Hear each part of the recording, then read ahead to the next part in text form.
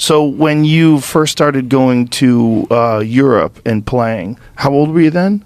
I was 14 when I went to, or 13 when I went to my first Euro tour. So this is like your parents fund this, or someone else? Do you have a sponsor? No. What happened was when I was the very first Euro tour I went to, I was sponsoring myself because I spent my own money out of my own pocket and did really good. I finished in the last 32, my very first Euro tour. And then my father passed away when I was 13, and 2 years later, after like tough times, one guy. So I was always going to the pool room in Moscow, trying to hustle people.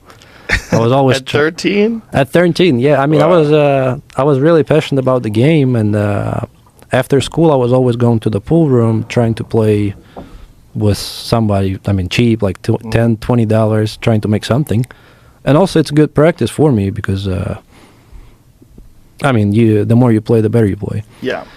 And there was one guy. His name is Mike Nikolaev, and I know he was playing worse than me, and we were playing for like $15 per set. So I was going and, thinking that, it's free money, $45, win a couple of sets, and go back home. I get there, and I only had like $20 with me. I had no money.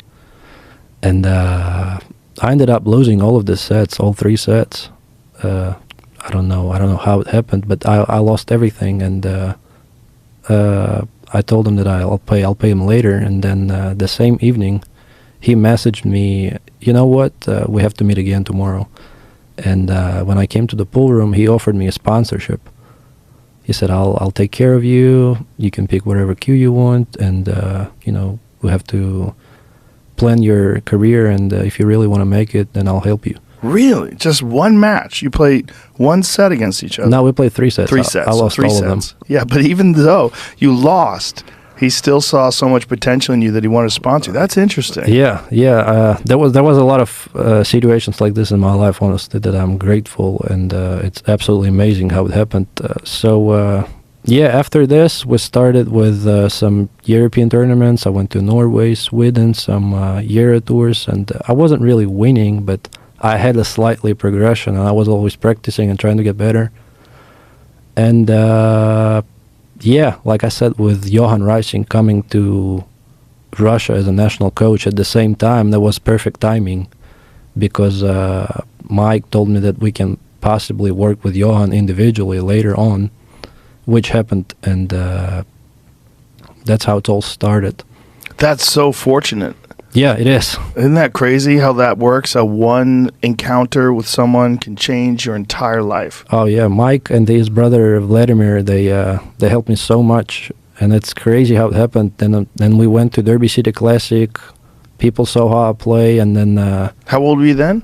16. 16 at the Derby City. So Mike. They wouldn't even let you in this year. Right? I think you have to be... Last year, they changed the rules because of the casino. Yeah. And I didn't play the year before. Well, it used to be on a boat, right? Yeah. Which is like... There's a term, riverboat gambler. I was good friends with this guy who was a really hilarious pool player who used to call everybody, oh, he's a riverboat gambler. Like everybody who is like a wild, crazy gambler, he would call a riverboat gambler. So I thought it was so appropriate when they moved Derby City to an actual riverboat. Yeah. But I would imagine, like, do they have to deal with waves? Does the boat move? I don't know. I mean, that sounds stupid for pool. It is. I mean, unless that sucker's anchored into the ground, like it's going to move around. Like the balls could shift. Yeah. Like if somebody drives by and leaves a big wake. Yeah. The tables could move a little bit. So, what happened was then the year after, I came to Derby and I did good in that invitational tournament. And on the side, I used to always hustle and do something like bet on the matches and trying to win a little more. And then actually what it was, I was playing that invitational Temple tournament, and me and my friend Maxim, who was a pool player with me on the trip, we used to bet on me playing in that tournament on every match. And we didn't know the person that we were betting on. It was Alan and Jason, the brother that came with me today. Ah. So we were betting and betting and betting, and then I think the final match, I got into the finals. I played Roberto Gomez. We asked him if you want to double or nothing or bet again, and they said no, we're good. So I ended up losing, and then they were staking Skylar Woodward at the time. They were putting Skylar in the tournament, and I drew Skylar in round 10 of Derby City Classic and beat him 9-1. Wow. Yeah, that year. He's very good. Oh yeah, he is. He's still a top player today. Yeah. And that's how I met the other two brothers, Alan and Jason. And that's another. That's crazy. Yeah. Then. Well, was Skylar on the Mosconi Cup this year? Was he on the U.S. team? Yeah. The Mosconi Cup, for people who don't know, is a really amazing event that they put on where it's every year. It's in December? It's November, either December? end of November or beginning of December. It's a team match between Europe and the United States. So you have all the top European players, and they play all sorts of different ways. They play individually, one-on-one. They play 2 versus 2, which is very interesting. Like, if you and I were playing 2 versus 2, and we were on the same team, you would make a shot and leave position for me, and then I would make a shot and leave position for you, which is interesting because some of the guys are left-handed and some of the guys are right-handed, so you have to leave position for a left-handed shot. Yeah. Where where it would be awkward for you to reach if you're right-handed, but it's perfect for left-handed. So there's a lot of like weird thinking, and then on top of that, there's the wildest crowd in all of pool. Oh yeah.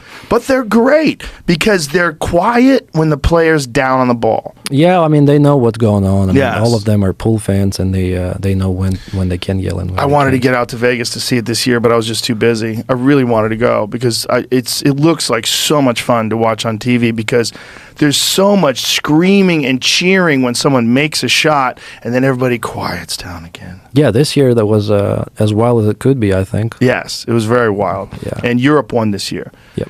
And unfortunately, you weren't allowed to play for the European team. I was allowed, but I You were wasn't. They didn't pick you. I wasn't picked. Yeah. That's bullshit. I I mean, think that's bullshit. yeah, I think so I too. think it's bullshit.